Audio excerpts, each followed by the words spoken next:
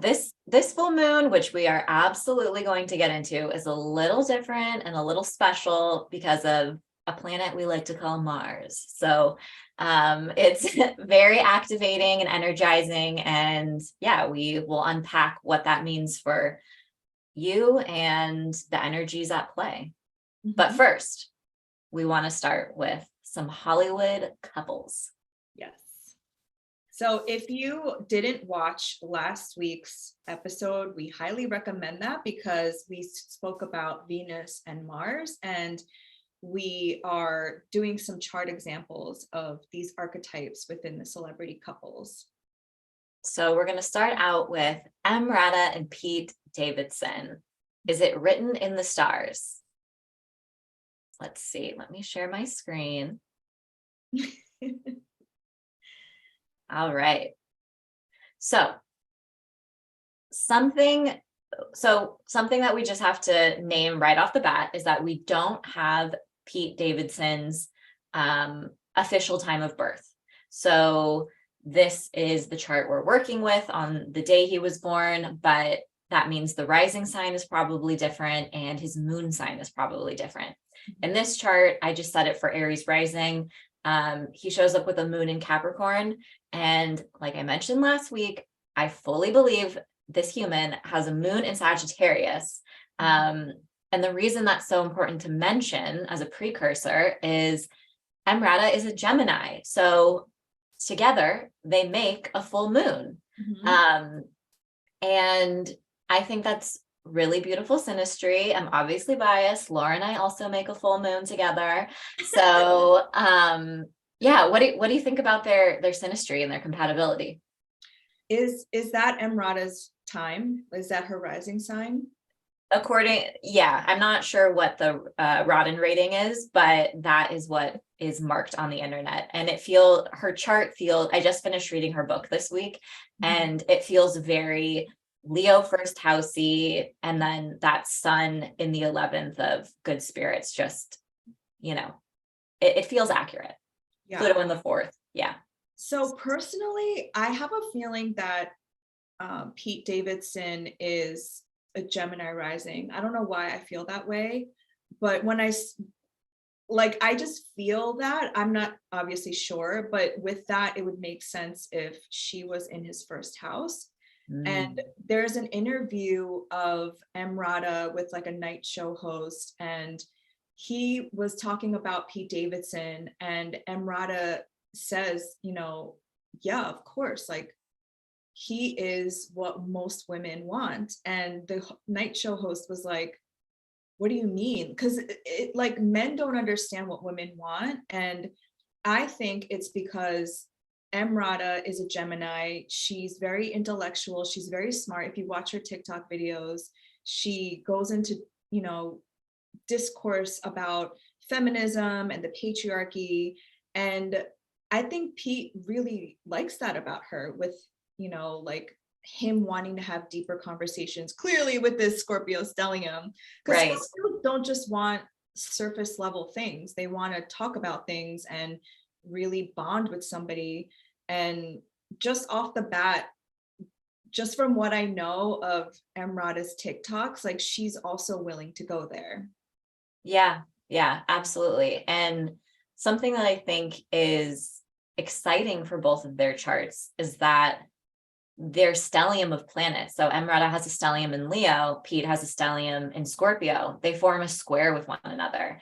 And EmRata being a Gemini is going to crave that kind of discourse and debate, and someone who can challenge her, and someone who can expand her mind and have those kinds of conversations. So I think it's great, obviously, for sexual tension, but also for growth. And obviously, we don't know them yet, but we'd love to have you both on the show.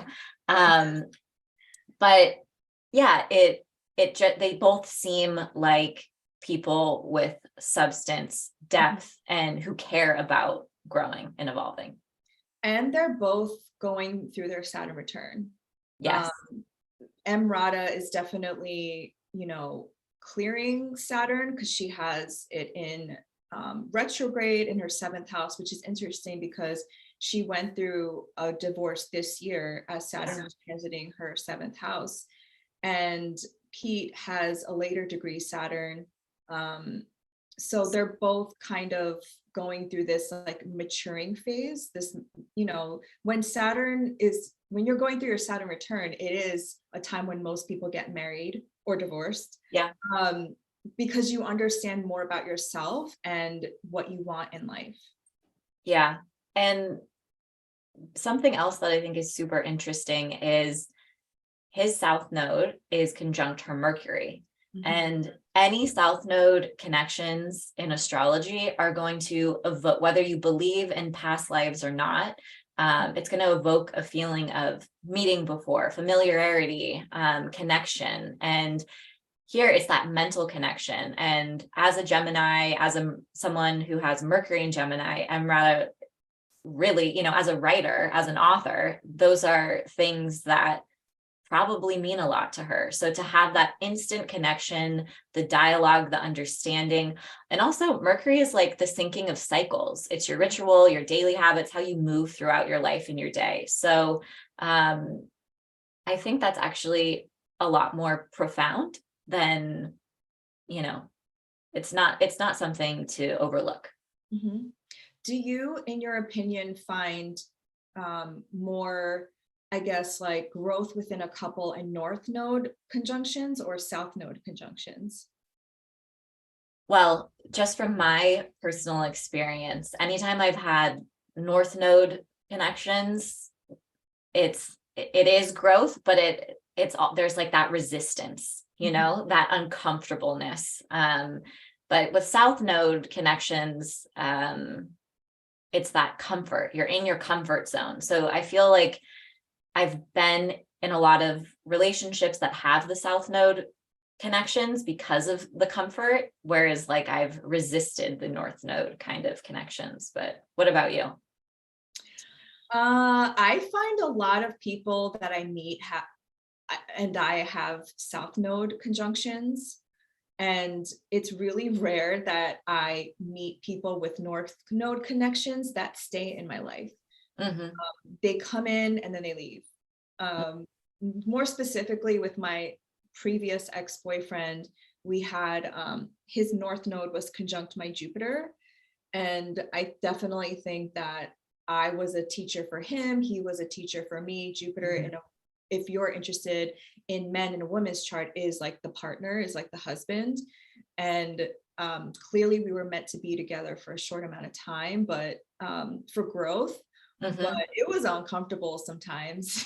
Yeah. Sure.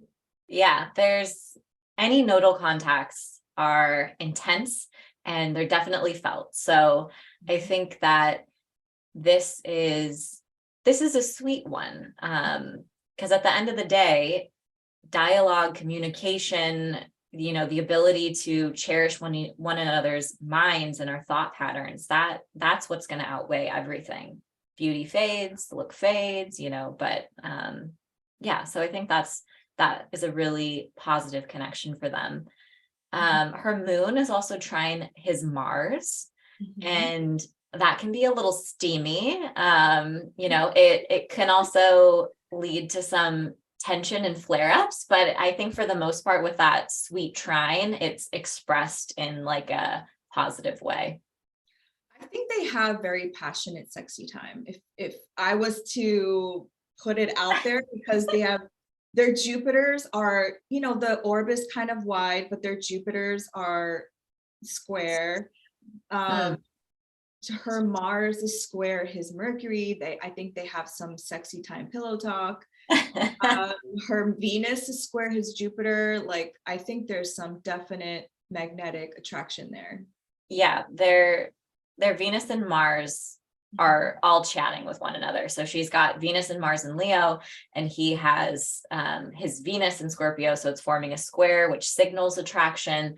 And his Mars is also in a fire sign in Sagittarius. So that flows effortlessly into her Mars and Venus conjunction in Leo. So they are a prime example of a couple who have that Venusian and Martian connections. So, and you can see, I mean, they just look like they have fun together, right? Like when Venus and Mars are together, there is this sense of harmony and flow and balance. And I don't know, there's only been a couple of paparazzi snaps of them, but they seem to be having a good time. It just made sense to me. But the only thing I guess we have to just see is that EmRata is looking for a long-term partnership. She is into like, one-on-one partnership for the long term for sure, with that Saturn conjunct Juno, because Juno represents marriage. Right. And yeah, I don't know what Pete is up for, but that would be the only caveat I would see in the future. Yeah. His stellium in a fixed sign Scorpio bodes well, but if he has Moon and Mars in Sagittarius, he probably just needs some more, free flowing, independent kind of dynamics going on. But yeah, overall, I think that this is some promising synastry. I'm excited to see how it unfolds. Yeah. And also EmRata has her sun at 16 degrees of Gemini. So the full moon is happening on her sun. And if it is in the 11th house, then she's having some like wish fulfillment, or like something is coming true for her at this full moon, because Mars is also conjunct that sun. So I guess we'll see what happens. Yeah, and it's her chart ruler, so it's more of a BFD. Can have an impact on her personally, physically. Maybe she's caught a cold or something. I don't know, but yeah, I think in a more positive vibe, there is some wish being granted. Yes. So should we dive into JLO and Ben? Yes. Okay. Because I was like, astrology is real. Yes, their charts. Oh my gosh. So legendary. So the first thing about JLo and Ben, they are both Leo suns and Scorpio moons. Adorable. They're both cardinal rising signs. Also adorable. So JLo's got that Venus rising, obviously, right? She's Libra rising. And Ben, a sweet little Cancer rising with Venus in his first house. For me, one of like the most standout indicators in their synastry is her Venus conjunct his Saturn. So a lot of time, if you were to like read about Saturn online or in synastry, a lot of people are like, oh my gosh, Saturn's a doozy. Saturn brings criticism and hardship and challenges. But in compatibility, we want Saturn connections because Saturn is the Lord of time. He's the glue, and you need some Saturn to stay committed, to stay together, if that's the type of partnership you're looking for. So, for them, this couple that wants to be married, and I think it's a really sweet connection to have her Venus, what she desires and her love language in such like literally right on top of his Saturn, his commitment planet. Yeah. And speaking of Saturn, so 19 years ago, when they first started seeing each other in 2002, and they were in a movie together called Geely. I don't know if you've seen it. I didn't see it. But Ben was going through his Saturn return. So Saturn is a very important planet in this relationship, specifically because he was like in his early 30s when he was going through his Saturn return. And then I find it interesting because the South Node was in Scorpio, which is near their moon, and the North Node was in Taurus, which is this exact same nodes that we're experiencing now. So 20 years ago, JLo came out with an album called This Is Me Then. And that famous music video, Jenny from the Block, I believe, where Ben Affleck is in her video. And right here. Yeah. Yeah. There he is, rubbing her bum. Yeah, exactly, that photo. And she was just on a news show that said that 20 years later, she's releasing This Is Me Now, dedicated to Ben. So it's almost like this nodal return of their relationship coming full circle. Yeah, yeah. That was something that really stood out to me. And of course, when the news broke that they started dating again, the North Node was in Gemini, and I believe it was hovering between, their Venus Saturn conjunction in the late degrees of Gemini. So, yeah, it's just cosmic and fated, because when the nodes are involved, that does bring in the element of fate and destiny. So it's much more than just they've probably been together before. Totally. And it just makes sense because Leos understand Leos, and I feel like Scorpio moon understands Scorpio. Like when I saw that, I was like, yeah. And he has this gigantic phoenix tattoo on his back. And something that I heard about Scorpios, especially Scorpio risings and moon, is that they have a Scorpio tattoo. Oh yeah. And another famous Scorpio rising, Scorpio moon is Chris Evans, and he has an eagle tattooed on his chest. And I just found it like so, like you can't make this up. Yeah, it's true. And they have kind of like a scorpionic connection because her Pluto is square his sun. So that is going to kind of create this raw, primal, instinctual, like passionate energy, but also this like obsessive, like it could, the dark side of it could be like possessive and, just some of the more negative shadow sides that comes out with Pluto. But I think it's interesting that in one of her latest interviews, she said that breakup was like the biggest heartbreak of her life. Like you could tell she's never got over Ben. She never let him go. And like Pluto's claws are in their relationship. So yeah. Yeah. And that must be hard for her exes to hear. Yeah. Sorry, Mark. Sorry to the father of my children. And then I heard Ben speaking to, I think, Howard Stern in 2008, which would have been the nodal reversal, like 9 years after, around 9 years, maybe like less than that, actually. He says to Howard Stern, I believe, that 50% of why the relationship broke down was because of the negative media attention. Right. So I think like not being able to handle that 20 years ago, like that Saturn like matured over time, and now they're able to just kind of, whatever, we're gonna absolutely. Yeah. Oh my gosh, that makes so much sense.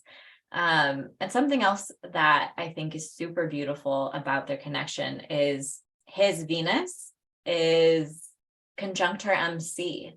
And that is in such a public place of the chart. It's a public relationship. And it's coming through in the sign of Cancer, which is just nourishing, nurturing. And you can just really feel the affection that they have for one another. So this is not a publicity stunt. This is certified in the stars.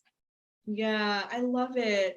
And so the ruler of his ascendant is the moon in the 5th house of romance. And I think like being with the South Node in Scorpio and having that nodal return kind of solidified that, I don't know, maybe an ending of a karmic, I don't know how you feel about karma, but like an end of a lesson, or paying off some karmic debt to be together. Yeah. And her Saturn is in her 8th house, and the North Node is approaching it. So I think that was also, it's a wider orb, but moving into this, like, the 8th house is a very karmic place, karmic contracts and relationships and bonds, and what we owe others and what they owe us. And it just makes sense to be drawing in energy in that area of finding your soulmate later on in life. Yeah, Saturn. Yeah. So What else? Do we have anything else to say about these two lovebirds?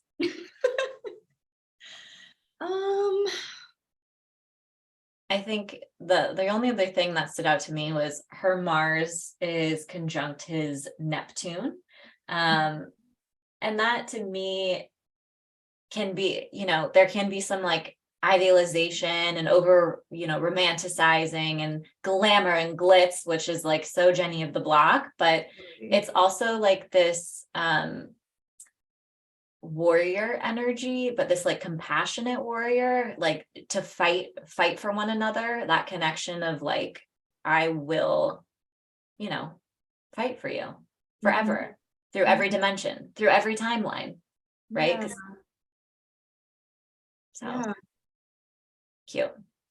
Very cute. And her moon conjunct her Neptune, definitely she dreams. Like she believes in, first of all, she believes in herself and she believes in her dreams. Oh yeah. JLo's a witch. She definitely must be because it's in her second house, Yeah. and she definitely is somebody who broke a lot of the molds in Hollywood. And she is what is it called? Multi-hyphenate, which makes sense. Yes. And through her hard work, through doing it herself, through her resources, through her ability, that's how she, she put in the work to get to where she is. And so, yeah, very second housey. Beautiful. It's interesting because Ben's Sun and Mercury are not, it's a wide orb, they're close together, and so is JLo's. It's like she also has like almost a Kazemi there. Yeah. And I think, Ben's Mercury, he was born during a Mercury retrograde. But JLo also having Mercury in Leo coming through in the same sign, any like misunderstandings that he's probably used to, she's going to understand the way he communicates and his actual intentions a lot more intuitively than someone who didn't have their Mercury in Leo. So again, I like to really put a lot of emphasis on Mercury when I look at synastry and compatibility. So that's a hot tip for anyone who is using their charts to analyze their lovers or past lovers. But if your Mercuries don't align in a beautiful way, there can be, more tension, more disagreements, misunderstandings, and just a different approach to how you move throughout your day. And like, are you a early bird? Are you a night owl? That kind of thing. So yeah, I think it's really nice to see. Yes. All right. Let's talk about the full moon. Let's do it. How are you feeling so far? About my life or the full moon? about the full moon's effect in your life. How about that? Yeah, I actually really like this full moon. Personally, I feel like there's a chapter being officially closed with this eclipse season. And I know it really was for the new moon in Sag, but there's something about this full moon that feels like really putting the like bow on the gift and like, this is it. You've made it halfway through the Mars retrograde, and this is the last full moon of 2022, and something feels like it's coming up to the surface, whether good or bad, but more clarity. Yeah. It's it's the final full moon of 2022, so that's a cosmic BFD. And for me, I've been working on a lot of writing and some big projects and just, building up to the culmination of all of that. So it's definitely on brand with coming through in the sign of Gemini, ruled by Mercury, the writer, the orator, the storyteller. But yeah, it's the halfway point of our Mars retrograde story. So we're definitely pay attention to conversations, people that pop up today, because it's another big piece of your personal story. Yeah. And yours is your 11th house. So Mine is, yeah. Mhm. I've been feeling That's nice. Yeah, it's nice. It's, it could, so this moon, which we'll talk about in a second, is conjunct Mars, which means it's sitting right next to Mars in the sky. Mars is the planet of war, anger, frustration, and also our action and what motivates us, what inspires us to get out and do something. So I definitely feel energized today. I was telling Laura yesterday, Mercury entered Capricorn. And for me, that's my 6th house of health. And I felt sick. And I was like, oh my God, I have COVID. Oh my God. I don't. I tested negative. But I woke up today and I look at me, I can't stop talking. So I'm definitely feeling the energy of the full moon. Mm-hmm. Let's look at the chart. Let's do it. Okay. So This the is your time. Sorry, everybody. no, it's perfect. So the standout aspect of the moon is that it's conjunct Mars retrograde. So what do you think about that? Well, I think after that long conversation we had last week about Venus and Mars and then the Mars retrograde, I feel like this is the halfway point of the Mars retrograde. I don't know if it officially is, but it feels like that to me. Mm-hmm. And it feels like you're understanding what you need to do. And since Gemini is the sign of the twins, which speaks about choices, it's like, now, or it should be apparent to you at this full moon, because full moons are illuminations and culminations of what it is that you need to do and the decision that you need to make. And that's very much how I felt this morning when I woke up. I was like, okay, I got it. And if you don't feel this way, don't worry. Like full moons have, energy that disseminates over the next 2 weeks. But I feel like you said, in the light attributes of Mars, it's our ambition, it's our desire, it's like what we need. We need Mars to go after things. And I'm an Aries Sun, which is ruled by Mars. And something that I do appreciate about my Aries-ness is that you really do go after things because there's this intuitive, almost feral energy inside of you that's like, I have to do it. There's no way that I cannot do this because it's part of my spirit. And if I don't do this, then I don't know what the point of life is. And I know that sounds really dramatic, but that's kind of how this energy feels to me. Yeah. I love that. I love that. Not dramatic for a fire sign. Nothing is dramatic for a fire sign. Yeah, so this full moon marks also the halfway point from our new moon in Sagittarius, right? So whatever seeds you planted a couple weeks ago on the new moon in Sagittarius, there you might start to see some of that coming to life, materializing, or with Mars there, take action on that in some way. So now, and I was joking with Laura earlier, my horoscopes for this full moon were a little doom and gloom. I was like, everyone's fighting, everyone's getting in a fight, frustration here and there, overwhelm, upset. And that could also be possible. So I, knock on wood, haven't had it manifest in that way over here for me. And I think Laura's point is very important, that this could absolutely manifest with just our desire to take action, to wrap things up, to also cut things out of our life, right? Mars cuts and removes and severs. So this is a great time to do any type of releasing, however that feels most aligned.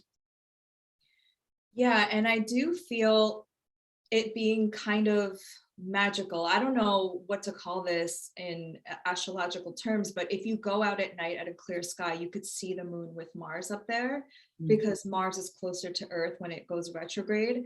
And so the past couple, just like the last 2 nights, when you look at the moon, you see this bright red star. And after this full moon goes exact at 11:08 p.m. Eastern, 8:08 p.m. Pacific, the moon will like pass the Mars. And there, I think there's something magical about that. And I don't know what that is, again, in astrological terms, but it's like, because the moon is how we manifest, and the fact that it's going past Mars because Mars is retrograde, I think something is manifesting, like you said, like the seeds that you plant in the Sag new moon. And with the sun still being in Sagittarius, it's all about like having faith and believing in what we planted. Yeah, that's beautiful. And to your point, as it moves past Mars, so let's say it does incite some type of tension or conflict. Once the moon leaves its connection with Mars, it's going to meet Saturn in a trine in a productive way. So that energy that's felt there, it's quickly met with constructive, practical, grounded, future-oriented Saturn. So there are solutions available to us. So I think that is really important, that there's going to be a lot of quick successions of contacts with this full moon. So it's going to meet Mars exactly, then it will get some support from Saturn to just like cool our heads, right? That's the nature of Saturn, is cold and dry and just kind of temper our emotions. But then a little bit after that, it will form a square with Neptune. And Neptune is, well, you're our resident Neptune expert. So why don't you tell us a little bit about what you think the moon square Neptune is? Oh, I think that's okay. In the positive manifestation of moon square Neptune, I think we can definitely lean into our dreams and the unseen realms. So I think some of us are going to have some like really vivid dreams, because this will be happening at nighttime, and leaning into our visions for the future. And I guess like the negative, or the less positive aspect of the moon square Neptune is like going into delusional thoughts, not being grounded in reality. I recommend not doing like drugs and alcohol at this time, because that is a marker for some kind of psychosis. Escapism, right? It's like you're whatever's coming up during the full moon, there can be this urge once the moon forms a square with Neptune to like, whatever my vice is, I just want to give into it and not deal with what I'm dealing with. So it's kind of like a little celestial test. Yes. But, I think there is room for some conscious escapism. Like, for example, I know Avatar 2 is coming out in a couple weeks in December. And that to me is like Neptune and Pisces. Yeah. Yeah. Wasn't it announced during the Venus, Neptune, Jupiter conjunction? Yeah. Really in Pisces. So very ethereal. Very ethereal. And you can like create worlds within your own mind. And something that oh man, now I forget who said it. Somebody said, which I just repeated on a TikTok, but I forgot, like the person who said it was like I think it was in Harry Potter, that the most important ingredient in spell casting and magic is belief. Because if you don't have belief, then you kind of cancel everything that you're doing, your intentions. And it's hard to believe sometimes when you're in your reality. Like the very like cold Saturn in Aquarius is like sobering. But I think that's where Neptune and Jupiter can help us, where it's like, okay, there is another world you can create within your mind, and bringing that down to earth in a grounded way. And I actually really like that Mercury's in Capricorn, because we're going to be able to take like step-by-step action in that way. So Yeah. I was just going to talk about Mercury and Capricorn. Read my mind again. Because Mercury in Capricorn is the ruler of this lunation. So every full moon, you want to look at what zodiac sign the moon is, and then who is the ruling planet of that. And that's going to give you like another layer of interpretation, what to expect, what energy is at play, what's kind of like calling the shots for the full moon.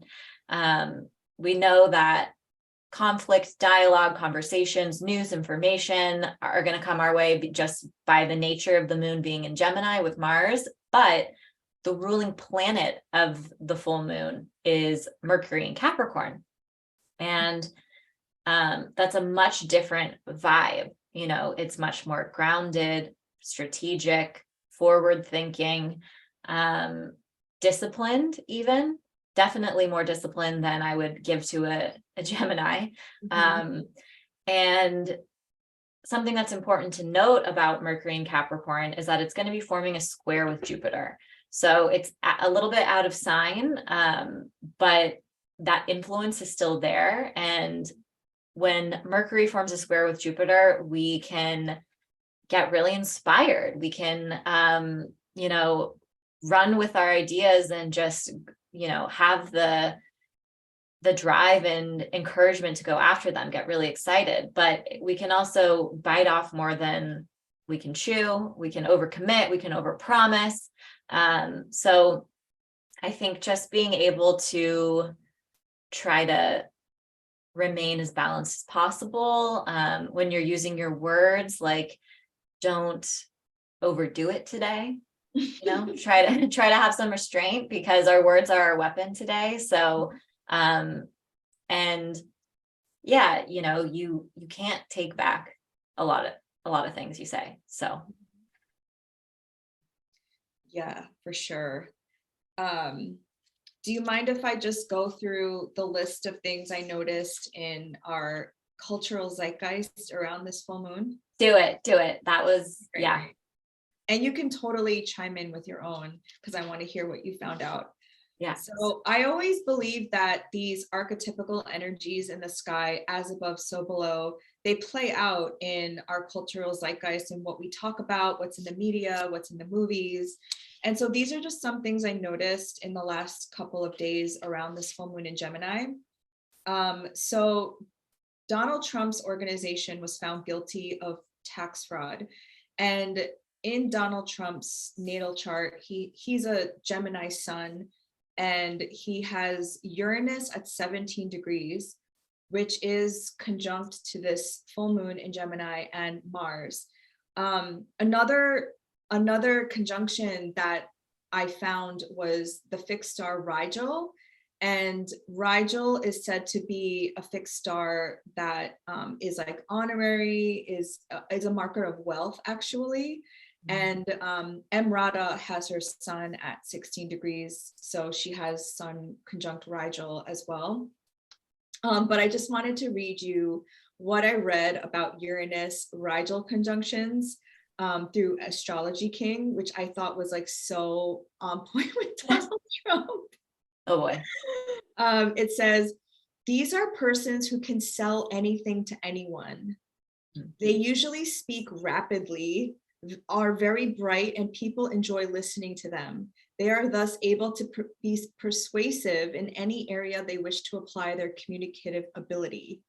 For better or for worse, right? I just thought that was interesting because he is very persuasive. Oh yeah. Yeah. And then Warnock just won in Georgia, giving Democrats a greater control in the Senate. So that kind of completes this midterm election season from the eclipse in Taurus that happened on November 8th. That just happened yesterday.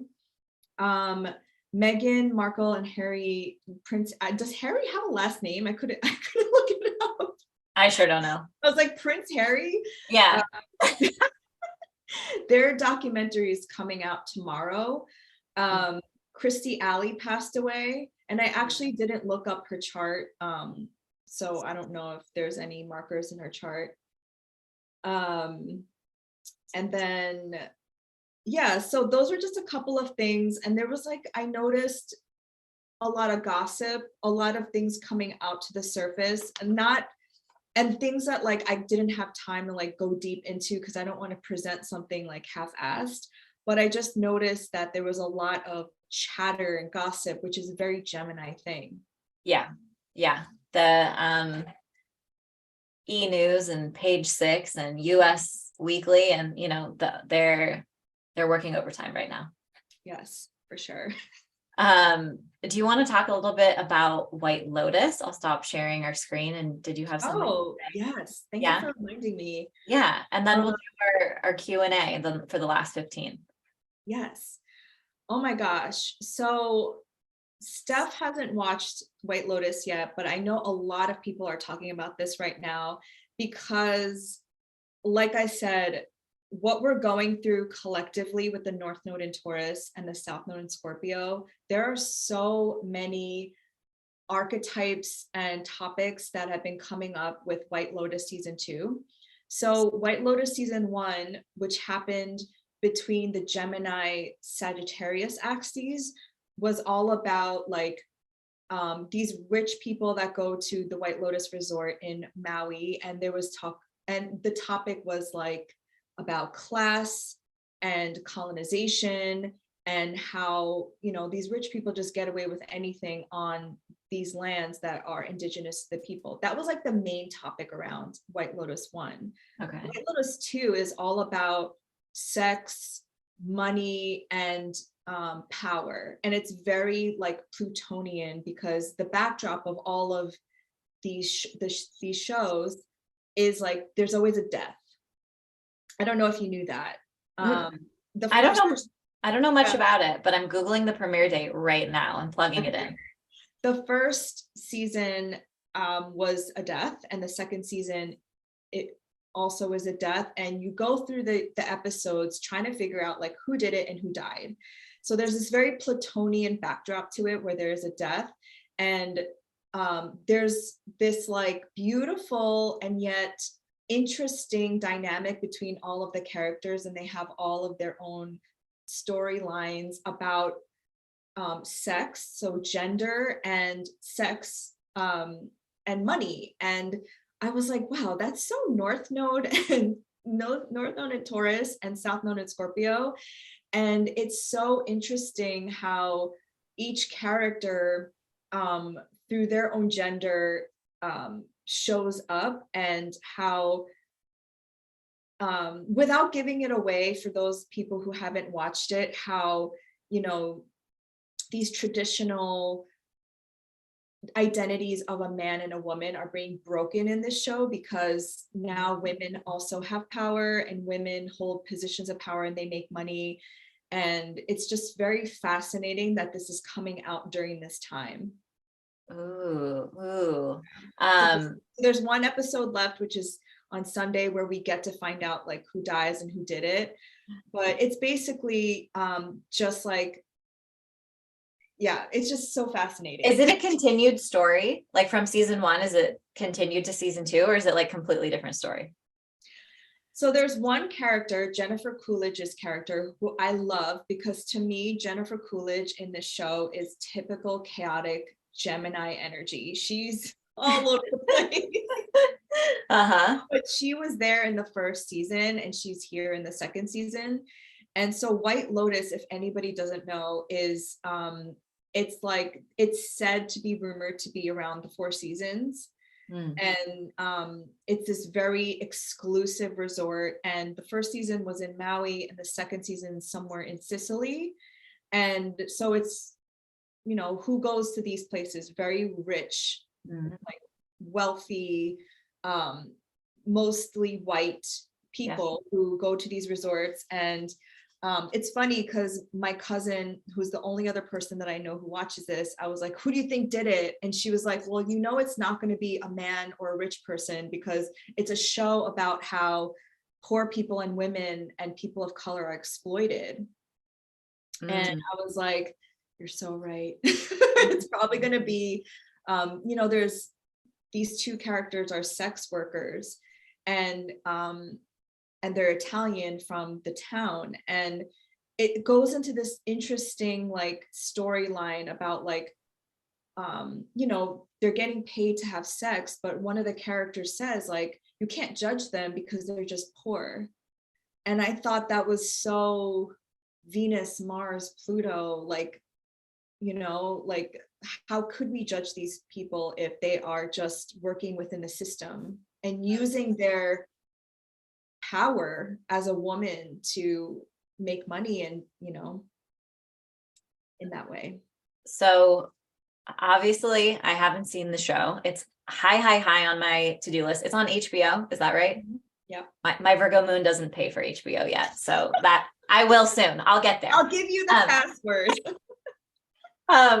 So, but I did pull up the chart of the first episode, which is going to be indicative for like themes and, you know, the season. And the show has a Venus Mars conjunction, literally what we were talking about earlier, in Leo, and it's forming a square to Uranus. So that's all about, you know, in, you know, astrology, Venus can be associated with feminine archetypes. You know, these are outdated concepts and they're gendered, but Mars has traditionally been associated with the masculine and males, and Uranus is breaking that down. It's saying, nope, we're not doing it this way anymore. We're having a shift. So that is very on point for what you were talking about.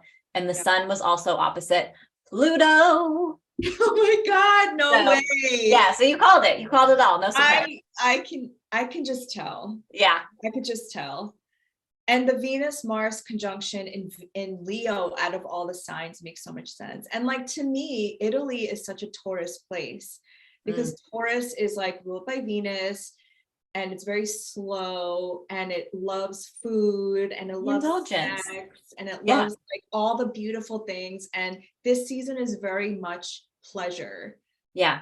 Like, let's go to Italia and drink, what is it? Aperol spritz and eat Italian food and just be pampered.